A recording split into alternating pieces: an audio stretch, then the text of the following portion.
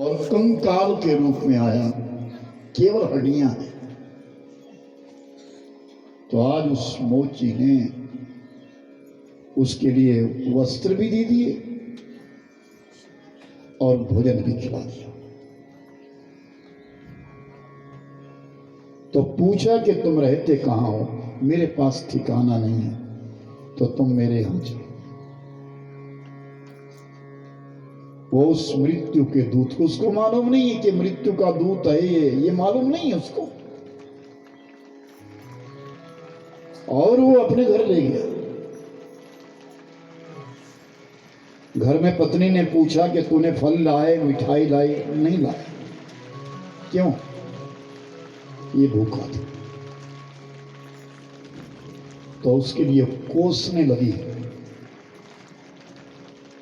बुरा कहने लगी। तो मृत्यु का दूत हंस गया। जब वो हंसा तो पूछा गया, वो चमार पूछता है तू क्यों हंस रहा है? नहीं ऐसी नहीं, तेरे हंसने का कारण क्या? नहीं नहीं कोई कुछ, पहली बार से। दूसरे दिन वो घर पे रहने लगा और वो बेचारा गरीब चमार वो अपने दुकान पे जाता है और वहां जूतियां सिलने का काम करता है। कई दिन बीत गए। आज एक दिन उस मृत्यु के दूत ने कहा कि मैं तुम्हारे साथ चलूं? चलो। वो दुकान गया। तो क्या मैं भी जूती बनाऊं? बनाओ। और वो मृत्यु का दूत जूतियां बनाने लगा और इतनी सुंदर बनाने लगा कि उस मोची की बनाई हुई जूती फीकी हो। और बाजार में जब वो बेचने के लिए निकलता है तो उसके 4 गुना दाम बढ़ने लगे। चंद ही दिनों में वो गरीब चमार बेचारा बड़े बड़े साहूकारों में उसकी गणना होने लगी और उसका नाम भी बड़े उदार से लोग लेने लगे। गणना उसकी साहूकारों में होने लगी और उसने काम करना छोड़ दिया। अब जो जूता सिलता है वो मृत्यु का दूत सिलता है। एक दिन की रात एक व्यक्ति दौड़ा दौड़ा आया, सुना कि तुम्हारे यहाँ की जूतियां बड़ी उत्तम है। हाँ देखो, तो बड़ा शोरूम बना है, उसमें जो जूतियां रखी है उसे वो देखने लगा और उन जूतियों की प्रशंसा वो राजा से करी। राजा ने कहा विदेश से मेरे लिए चमड़ा आया है, मेरे लिए भी सुंदर जूती बना।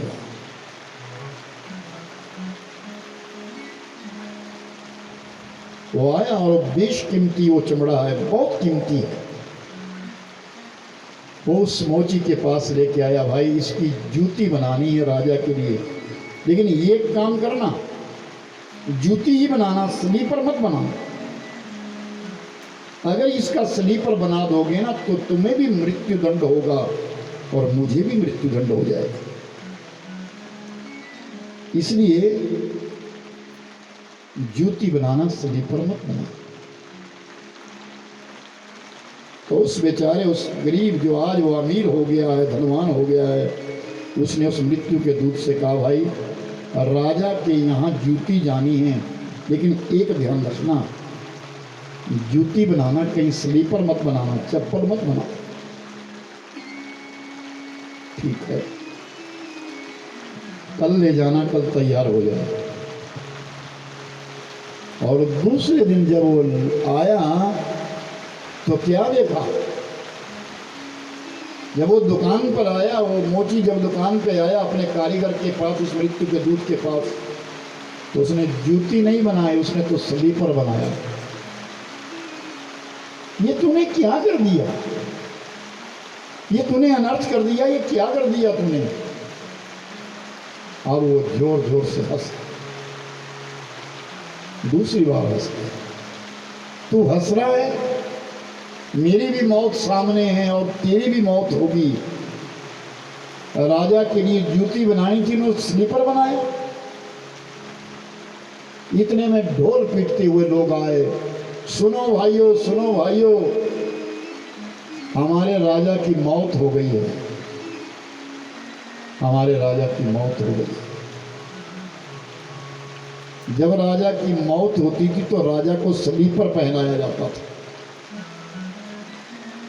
और उसने स्लीपर पहले तैयार किया। और जैसे ही कानों में, मोची के कानों में आवाज आई कि राजा की मृत्यु हो गई, तो उसकी सांस में सांस आई कि मेरी जान बच गई, क्योंकि वहां जूती नहीं, वहां स्लीपर तैयार। और वो स्लीपर उसको दिया, स्लीपर लेकर के चला गया। अब उस मृत्यु के दूत ने अपने मालिक से कहा, अगर आप मुझे इजाजत दे तो मैं थोड़ा बाजार में घूम करके आऊं, कई वर्ष हो गए हैं मैं बाजार नहीं निकला हूं, अगर आपकी इजाजत हो तो मैं बाजार जा करके आऊं। कहा जाओ। वो मृत्यु का दूत आज बाजार में घूमने के लिए आया। जब वो बाजार में घूमने के लिए आया तो क्या देखता है, एक बूढ़ी स्त्री है जिसके हाथ में लाठी है, वो लाठी के सहारे चल रही है, और उस स्त्री के साथ 3 बेटियां हैं, और वो नौजवान है और सुंदर है। वो कभी किसी दुकान में जा रही है, कभी किसी दुकान में जा रही है, कभी किसी दुकान में जा रही है, सामान खरीद रही है। वो मृत्यु का दूत देख रहा है, ये कौन है, ये कौन।